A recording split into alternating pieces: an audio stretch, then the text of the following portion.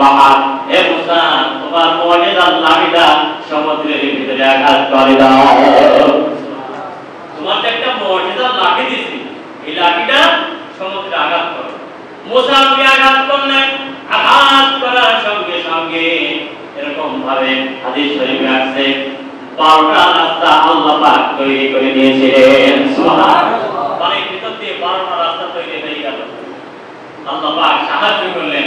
ওয়া আনজাইনা মুসা ওয়া মান মা'আহু আজমাইন।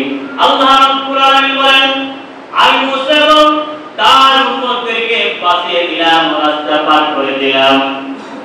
পক্ষান্তরে ফিরাউন যখন দেখলো এই রাস্তা হয়ে গেছে, ফিরাউন যখন যাইতে লাগছিল, আল্লাহ বলেন সুম্মা আগরাকনাল আখারিন, আমি ফিরাউনকে পানির ভিতরে ডুবিয়ে মারলাম। সুবহানাল্লাহ। ওয়া আনজাইনা মুসা ওয়া মান মা'আহু আজমাইন, আমি মুসা এবং তার লোকদেরকে পার করে দিলাম।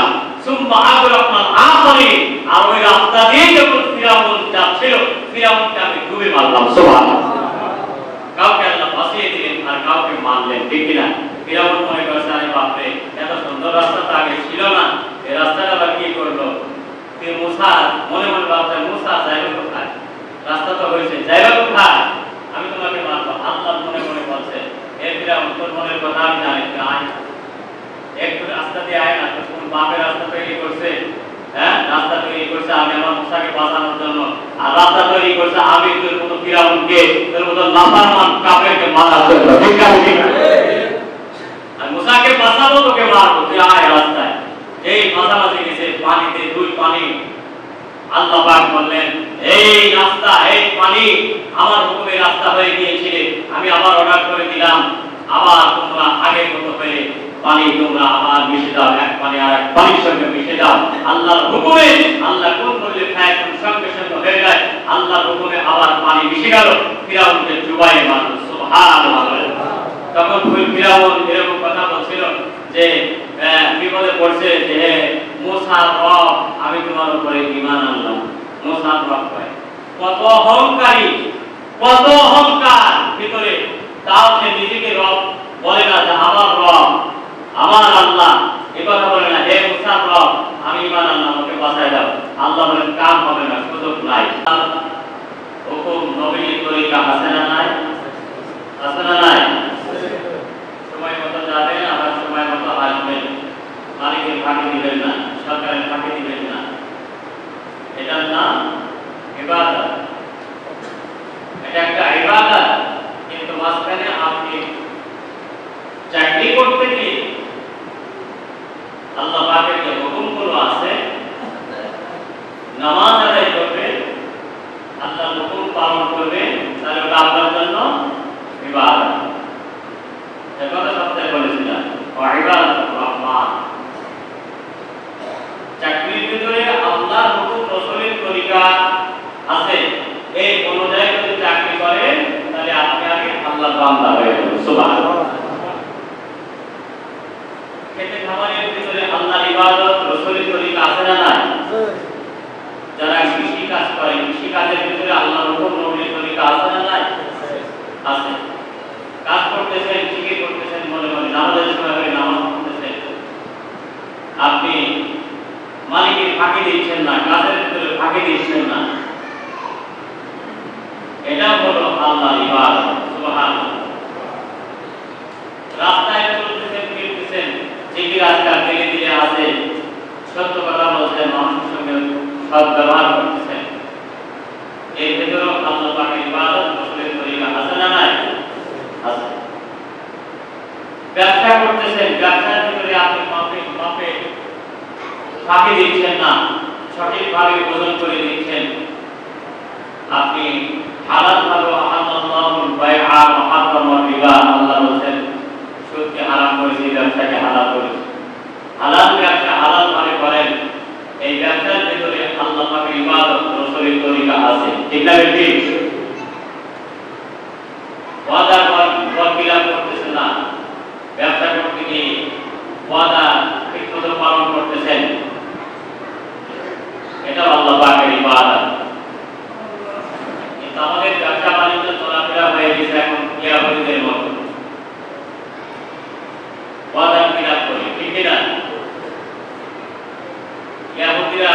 ওয়াদার খিলাফ করে,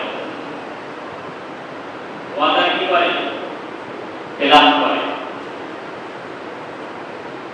আল্লাহ রাসূলের জামানায় নবী একবার রাস্তা দিয়ে চলতেছেন, একজন ইহুদি একটা উট বিক্রি করতেছে। উট, নবী বললেন যে উটটা আমি কিনবো, কত দিতে হবে? ইহুদি বলল 1 টাকা দেওয়া লাগবে। নবী বললেন ঠিক আছে, আমার কাছে এই মুহূর্তে টাকা নাই, আমি বিকেল বেলা তোমাকে টাকা দিয়ে উটটা আমি নিয়ে যাব। ইহুদি রাজি হয়েছে। নবী বিকেল বেলা টাকা নিয়ে ইহুদির বাড়িতে আসতেছে। এটা দেখে ইহুদি ওই উটটা আবার বিক্রি করতেছে, আবার বিক্রি করতেছে। নবী বললেন এই উট আমি সকালে তোমার কাছ থেকে ক্রয় করেছি, টাকা দিয়ে নাই, বিক্রির টাকা দেওয়ার পরে তাদের টাকা নিয়ে আসছে, উটটা আমাকে দিয়ে দাও। ইহুদি বলছে হে মুহাম্মদ, তাতে এভাবে ডাকো, নবীজির কত মর্যাদা এটা তো আমরা বুঝি, কিন্তু ইহুদিদের তো বলতে না। তারা বলতো হে মুহাম্মদ, হে মুহাম্মদ, হে আব্দুল্লাহ কাটা, এভাবে ডাকতে তারা। ইহুদি বলছে হে মুহাম্মদ, এই উট তোমার কাছে আমি বিক্রি করি না। নাউজুবিল্লাহ। আর নবীজির কাছে যে দামে যাচ্ছে, এরপরে অন্য জায়গায় বেশি দাম পাচ্ছে, তখন দাম পাচ্ছে, এই জন্য বলছে আমি তোমার কাছে উট বিক্রি করি না। নবীজি বলছেন আমি তোমার কাছে উট কিনেছি, তুমি মিথ্যা বলো না। ইহুদি বলছে আমি তোমার কাছে উট বিক্রি করি না।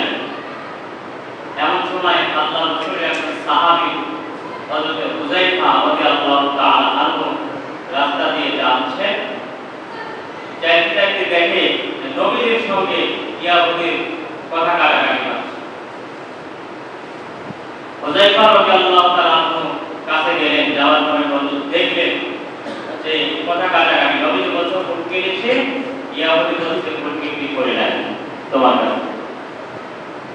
মুসলমান ভাইরা, আল্লাহর নবী বিশ্বনবী আখিরি পয়গম্বর ইহুদির কাছ থেকে উটটা ক্রয় করেছিলেন, কিন্তু টাকা দেওয়ার বাকি ছিল। বিকেলবেলা যখন টাকা দিয়ে উটটা আনতে যায়, ইহুদি বলে তোমার কাছে বিক্রি করে নাই। ইহুদি মিথ্যা কথা বলে। এমন সময় হযরত হুযায়ফা রাদিয়াল্লাহু তাআলা যখন নবীর কাছে গেলেন, যাওয়ার পরে নবীকে বললেন ইহুদি বলছে মুহাম্মদ তোমার কাছে বিক্রি করে নাই। আল্লাহর নবী বলছেন বিক্রি করেছ। ইহুদি বলেন তোমার কাছে উট বিক্রি করেছি, তার সাক্ষী আছে কিনা? আল্লাহর নবী এই জায়গায় উত্তর দিয়েছেন যে ঠিক তো, আমার তো সাক্ষী ছিল না। নবীজি এমন সময় চিন্তা করছে আমার তো সাক্ষী ছিল না, আমি যখন উটটা ক্রয় করে গিয়েছিল না, ইহুদি সাক্ষী যাচ্ছেন, সাক্ষী কোথায় পাবো? হুযায়ফা পিছন থেকে বললেন ইয়া রাসূলুল্লাহ, আমি হুযায়ফা সাক্ষী আছে আপনি উট কিনেছেন। সুবহানাল্লাহ। হুযায়ফা বলছেন ইয়া রাসূলুল্লাহ, আপনি উট কিনেছেন, আমি সাক্ষী আছি। হুযায়ফা যখন এই কথা বললেন, আল্লাহর নবী বিশ্বনবী আখিরি পয়গম্বর বলেন হুযায়ফা, আমি যখন উটটা কিনি ইহুদির কাছে তুমি ছিলে না, আমার কোনো সাহাবী ছিল না, তুমি কিভাবে বললা তুমি সাক্ষী আছো, তুমি মিথ্যা কথা বলছো? হুযায়ফা বলেন ইয়া রাসূলুল্লাহ ইয়া হাবিবাল্লাহ, আমি হুযায়ফা অবশ্যই ছিলাম না, এই কথা ঠিক, কিন্তু আপনি বিশ্বনবী আখিরি পয়গম্বর, আপনি বলছেন আপনি উট কিনেছেন, এটাই আমি বিশ্বাস করি, কারণ আপনি জীবনে কোনোদিন মিথ্যা বলেন না। সুবহানাল্লাহ। আপনি বলছেন উট কিনেছেন, এটাই সাক্ষী, আমার সাক্ষীর দরকার নেই। আপনি জীবনে কোনোদিন মিথ্যা কথা বলেন না। আপনি আজকে এই সাহাবীর কাছ থেকে উট কিনেছেন, এটা মিথ্যা বলবেন, জীবনে হইতে পারে না। সুবহানাল্লাহ। কারণ আল্লাহ তাআলা কোরআনুল কারীমের ভিতরে নবীর ব্যাপারে আয়াত, অসংখ্য আয়াত নাযিল করেছেন। একটি আয়াত আল্লাহ পাক বলেন ওয়া ইন্নাকা লা'আলা খুলুকিন আযীম। হে নবী, আপনার চরিত্র এত গভীর চরিত্রের অধিকারী আপনি, যা তাম পৃথিবীতে আপনার চরিত্র মাপার মতো কোনো দাঁড়িপাল্লা কোনো যন্ত্র পৃথিবীতে নাই। সুবহানাল্লাহ। এত চরিত্রবান ব্যক্তি আপনি, আর আপনি মিথ্যা কথা বলবেন? আল্লাহ নবী বলেন পয়গম্বর, আপনি যখন মসজিদে আমাদের সামনে ওয়াজ করেন, জান্নাতের ওয়াজ করেন, জাহান্নামের ওয়াজ করেন, যখন করেন তখন তো আমরা জান্নাত দেখি না, জাহান্নাম দেখি না। আপনি এই কথা বলেন সব আমরা বিশ্বাস করে নিই, তখন কোন সাক্ষীর প্রয়োজন হয় না। আজকে আপনি উট কিনেছেন, আপনার সাক্ষীর প্রয়োজন না। আমি হুযায়ফা সাক্ষী দিলাম আপনি উট কিনেছেন। জান্নাত জাহান্নামের কথা যখন আপনি বলেন তখন তো কোনো সাক্ষীর প্রয়োজন হয় না। আর এখন আপনি ইহুদির কাছ থেকে উট কিনেছেন, এইটা আবার সাক্ষী কিসের প্রয়োজন? কোনো সাক্ষী নাই, আমি হুযায়ফা সাক্ষী আপনি উট কিনেছেন। সুবহানাল্লাহ। আল্লাহ নবী হুযায়ফাকে খুশি করার জন্য আল্লাহ নবী হুযায়ফাকে বললেন, হে হুযায়ফা, তুমি যেমন আমি নবীর উটকে ক্রয় করার ব্যাপারে সাক্ষী দিলে, আমি তোমাকে খুশি করে দিই। আজকের থেকে যতদিন পর্যন্ত তুমি জীবিত থাকবা, দুইজনের সাক্ষীর প্রয়োজন হলে তুমি হুযায়ফা যদি একবারে সাক্ষী দাও, তাহলে দুইজনের কায়েম মোকাম হয়ে যাবে। সুবহানাল্লাহ। যে কোনো বিষয়, শরীয়তের বিষয় হলো দুইজন পুরুষ সাক্ষী হতে হয়। কয়জন? দুইজন সাক্ষী হতে হয়। দেখেন বিয়ে-শাদীর ব্যাপারে, তালাকের ব্যাপারে, জমি জায়গা ক্রয়ের ব্যাপারে সাক্ষী লাগে কিনা? দুইজন পুরুষ হতে হয় সাক্ষী ইসলামের দৃষ্টিতে। আর মহিলা হলে দুইজনের কায়েম মোকামে চারজন মহিলা হতে হয়। আর একজন পুরুষ যদি হয়, মহিলা হলে দুইজন মহিলা হতে হবে। দুইজন মহিলা, একজন পুরুষ, মোট তিনজন। আর দুইজন পুরুষ হলেই চলবে। এটা ইসলামের দৃষ্টিতে সাক্ষী। হুযায়ফা রাদিয়াল্লাহু তাআলা আনহু, আল্লাহ নবী বললেন যে দুইজন সাক্ষীর প্রয়োজন নাই, সেখানে তুমি যদি একা সাক্ষী দাও, যতদিন বেঁচে থাকবা ততদিন দুইজন সাক্ষীর কায়েম মোকাম হয়ে যাবে। সুবহানাল্লাহ। তুমি একাই যথেষ্ট, দুইজন আর লাগবে না। সুবহানাল্লাহ। মুসলমান ভাইরা, এই জন্য ওয়াদা করা যাবে না। ওয়াদা এমন একটা বিষয়, ওয়াদা আপনার যে ভঙ্গ করে, কোরআন এবং হাদিস সাক্ষী দেয়, সেটা হচ্ছে মুনাফিকের লক্ষণ। মুনাফিকের কি লক্ষণ? যে ওয়াদা ভঙ্গ করে। ইহুদিরা ওয়াদা ভঙ্গ করে। দেখেন না, মাঝে মধ্যে ওয়াদা করে যে আমরা আর বোম বাস্টিং করব না। এরপরে যখন বিশ্বের মুসলমান চুপ হয়ে যায়, তখন রাতের আধারে আবার বোম মারে, মিসাইল মারে। আছে না নাই? ইহুদিরা মারছে কিনা? ইহুদিরা এবার তারা খাইছে, বিশ্বের রোল মডেল হয়ে গেছে ইরানের প্রেসিডেন্ট আপনার আয়াতুল্লাহ আলী খামেনি, বিশ্বের এখন এক নম্বর নেতা। সুবহানাল্লাহ। যাদেরকে আমরা শিয়া বলি, এই শিয়াই মুসলমানদের পক্ষে লড়েছে। আমেরিকার মতো দেশ ডোনাল্ড ট্রাম্পকে গোলামি খাওয়াই ছাড়ছে। ঠিক আছে, ঠিক আছে। যারা যুদ্ধ বিরতি করতে মানে প্রস্তুত হয়ে গেছে, যুদ্ধ বিরতি দেখলো যে 8 নম্বর ডিসপ্লে দেখলো, পরীক্ষা করলো ইরান কি অবস্থায় আছে দেখি। বাপ রে বাপ, বিশ্বের কোন মুসলমানও জানতো না ইরানে এত অস্ত্র আছে। ঠিক কিনা? ওরা হচ্ছে ইহুদি, ওরা বলছে যুদ্ধ বিরতি চাই, দেখবেন যে ইরান বিরতি দিবে, আবার রাতের আধারে আবার মারবে। ঠিক কিনা? ইরান পর বিরতি নাই, বিরতি চলবে না। ইরানের কাছে যদি শায়েস্তা হয় এই ইহুদিরা, ইসরায়েল, ইহুদিরা এবং আমেরিকা। এই জন্য ওয়াতাসিমু বিহাবলিল্লাহি জামিআ ওয়া লা তাফাররাকু। আল্লাহ বলেন, হে মুসলমান, একতাবদ্ধ হও, তাফাররাকু, ফারাক হয়ো না। তোমরা একে অপরের সম্পর্ক করো, জোট হও, জোট বাঁধো মুসলমান। তাহলে তোমাদেরকে কেউ বিশ্বের কোন রাষ্ট্র তোমাদেরকে চোখ লাগাইতে পারবে না, তোমাদের ক্ষতি করতে পারবে না। সুবহানাল্লাহ। কিন্তু আমাদের নিজেদের ভাইকে আমাদের ক্ষতি করে। ইরানের যে ক্ষতিটা হয়েছে, ইরানের নিজেদের ভিতরে গুপ্তচর গোয়েন্দা কিছু মির্জাফরের কারণে ইরানের কিছু ক্ষতি হয়েছে, ঠিক কিনা? তাদেরকে আবার ফাঁসি দেওয়া হয়েছে। এই মির্জাফর মার্কারও মুসলমানদের দিকে হয়, মুনাফিক মার্কারও মুসলমানদের দিকে হয়, ঠিক আছে? এরাই নিজেদের ক্ষতি করে। আজকে তাম পৃথিবীর মুসলমান যদি এক হয়, আপনি আমেরিকা বলেন আর ভারত বলেন আর যেই বলেন, মুসলমানদের উপরে কথা বলতে পারে না, বলার ক্ষমতা নাই। কিন্তু ইরান একাই করতেছে, আপনার সৌদি আরব চুপ, এরপরে মধ্যপ্রাচ্যের অন্যান্য দেশগুলো সব চুপ হয়ে আছে। কাতারের মতো দেশ আমেরিকাকে ফাঁকি দিয়েছে, ইরাকের মতো দেশ আমেরিকার মাতবাড়ি করছে, সৌদি আরবের মতো দেশ এই আপনার আমেরিকানের সৈন্য নিয়ে সব পক্ষে হয়ে দিয়েছে, ঠিক আছে? সব ফাঁকিতে ইরান মারছে, আলহামদুলিল্লাহ বলেন। এত আমেরিকাদের দেখে ভয় কি? সৌদির মতো দেশ, তাদেরকে নিয়ে এসে টাকা দিতে হবে, বেতন দিতে হবে, তাদেরকে ঘাটি দিতে হবে। এই জন্য মুসলমান যদি এক হয়, তাহলে মুসলমানের উপরে কথা বলতে পারে না কেউ।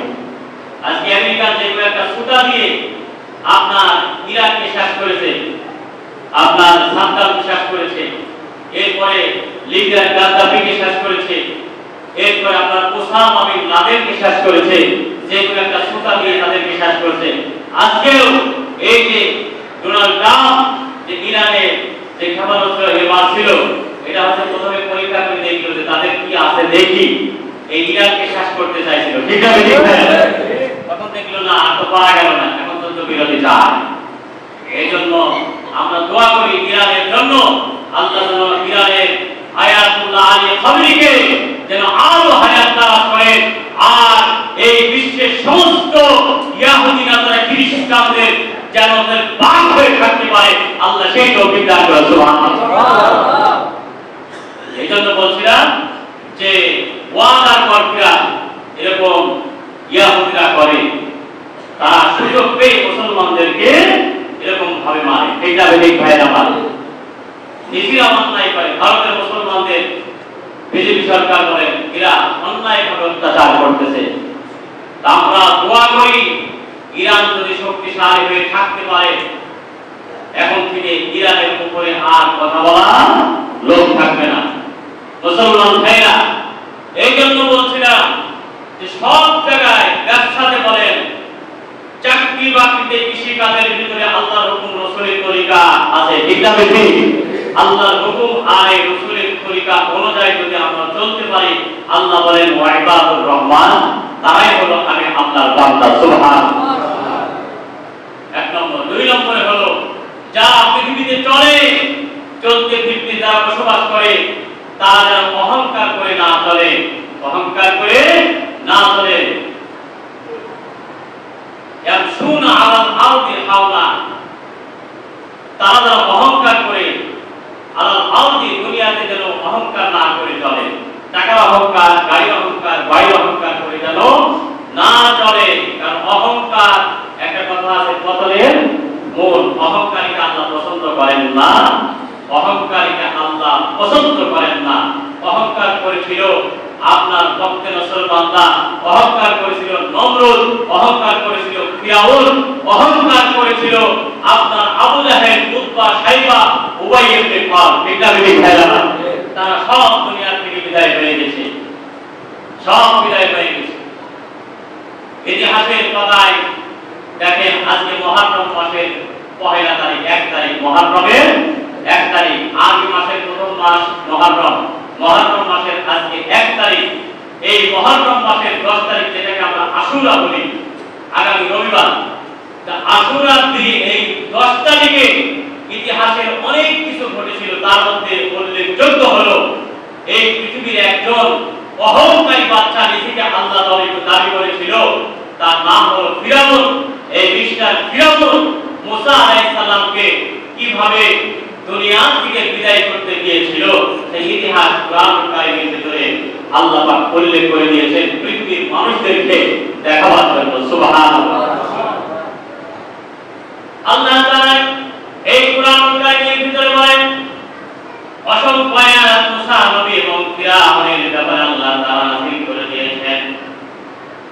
মুসা নবী একমাত্র ফিরাউনের কাছে কালিমা দাওয়াতের কথা বলেছিলেন, তুমি আল্লাহ না, একমাত্র তাম পৃথিবীর মালিক, আসমান জমিনের মালিক, যিনি হায়াত এবং মওতের মালিক, সেই রবের তুমি স্বীকার করে সেই আমাদের রব। ফিরাউন বলল না, আমি ফিরাউনের রব, আমি ছাড়া কেউ রব হইতে পারে না। সংক্ষেপে বলি, এমন সময় সর্বশেষ ঘটনা, মুসা আলাইহিস সালাম যখন আল্লাহ এক আল্লাহর কথা বলেন, রবের কথা বলেন, রব ছাড়া কাউকে মানে না, ফিরাউনকে রব মানতে পারে না। ফিরাউন এরকম ভাবে তার সৈন্যদেরকে নিয়ে প্রস্তুত গ্রহণ করল, মুসা নবী আমার শত্রু তাকে চিরতরে বিদায় করে দিতে হবে, তা না হলে আমার মাত বাড়ি টিকতেছে না। মুসা নবীকে মানার জন্য ফিরাউন যখন তার সৈন্যদেরকে নিয়ে রাতে রাতে রওনা হয়ে গেল। এদিকে মুসা নবী তার 6 লক্ষ, এক রাওয়ায়াতে 6 লক্ষ এরকম ভাবে তার উম্মতদেরকে নিয়ে রাতে রাতে চলে যাচ্ছে। এমন সময় রাতে রাতে চাইতে চাইতে যখন বড় একটা নদী পাইল, যেটাকে নীল নদ বলে, অনেকে লোহিত সাগর বলে, এখানে যখন পৌঁছানোর পরে মুসা নবীর উম্মতরা কি বলল, ফালাম্মা তাওয়াল জামআনি, হে মুসা আমরা তো ধরা পড়ে গেলাম, এই নদী কিভাবে পার হব। হে মুসা, মুসা আলাইহিস সালামের উম্মতরা বলল, ফালাম্মা তাওয়াল জামআনি, যারা উভয় দলকে দেখলো যে ফিরাউন পিছে ধাওয়া করেছে, হে মুসা আমরা তো ধরা পড়ে গেলাম, এই সামনে নদী কিভাবে পার হব।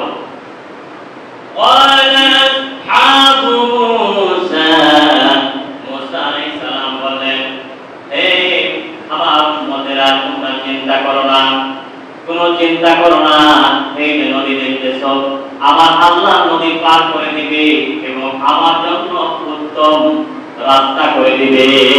সুবহানাল্লাহ, আমার জন্য উত্তম রাস্তা বানিয়ে দিবে, কোনো চিন্তা করো না। ফাআওহাইনা ইলা মুসা আন ইদরিব বিআসাকাল বাহর, এমন সময় মুসা আলাইহিস সালাম যখন এরকম ভাবে চিন্তা করলেন যে তোমরা চিন্তা করো না, আল্লাহ আমার একটা রাস্তা বানিয়ে দিবেন। ওয়ালা কাল্লা রব্বি মাইয়া রব্বি সাইহাদিন, মুসা আলাইহিস সালাম বলেন ওয়ালা, চিন্তা করো না। মুসা বলেন কাল্লা, অসম্ভব, আল্লাহ আমাকে এরকম ভাবে বিপদে ফেলবেন না, ফেলবেন না। ইন্না রব্বি সাইহাদিন, আমার রব আমার সঙ্গে আছে। সুবহানাল্লাহ, আমার রব আমার সঙ্গে আছে। ইন্না মাইয়া রব্বি সাইহাদিন, আল্লাহ আমার সঙ্গে আছে। মুসা আলাইহিস সালাম তখন বললেন, মুসলমান ভাইরা, মুসা নবী যখন বললেন ইন্না মাইয়া রব্বি সাইহাদিন, হে আমার লোকেরা, আমার উম্মতেরা চিন্তা করো না, আল্লাহ আমার সঙ্গে আছে। আল্লাহ কার সঙ্গে আছে? আমার সঙ্গে আছে। যখন মানুষ আল্লাহ বান্দার বিপদে পড়ে যায়, তখন আল্লাহ তাদের সাহায্য করে। সুবহানাল্লাহ, এখানে একটা বিষয়, মুসা নবী বলেন আল্লাহ আমার সঙ্গে আছে, কিন্তু আমাদের আখেরি পয়গম্বর বিশ্ব নবীকে বলেন, বিশ্ব নবীর কিছু গুণ ছিল আলাদা। আল্লাহ পাক যে বিশ্ব নবীর ভিতরে যে গুণগুলো দিয়েছিলেন, অন্যান্য নবীদের ভিতরে অনেক গুণ জ্ঞান নাই। সুবহানাল্লাহ, আল্লাহ নবীর গুণ ছিল কি? নবী যখন কাফেরদের অত্যাচার সহ্য করতে না পেরে মক্কা ছেড়ে যখন মদিনায় হিজরত করলেন, পথে মধ্যে আবু বকরকে সাথে নিয়ে চলে গেলেন। যাওয়ার পরে পাহাড়ের উপরে কারে হিরার একটা ছোট্ট গুহায় বিশ্রাম করলেন। এমন সময় গুহার ভিতরে ঢোকার পরে মাকড়সা এরকম ভাবে উপর দিয়ে বাসা বেঁধে দিয়েছিল, জাল বেঁধে দিয়েছিল। এরপরে কাফেররা যখন আসলো, আসার পরে ওই গুহার উপরে দাঁড়িয়ে খোঁজাখুঁজি করতে লাগছিল।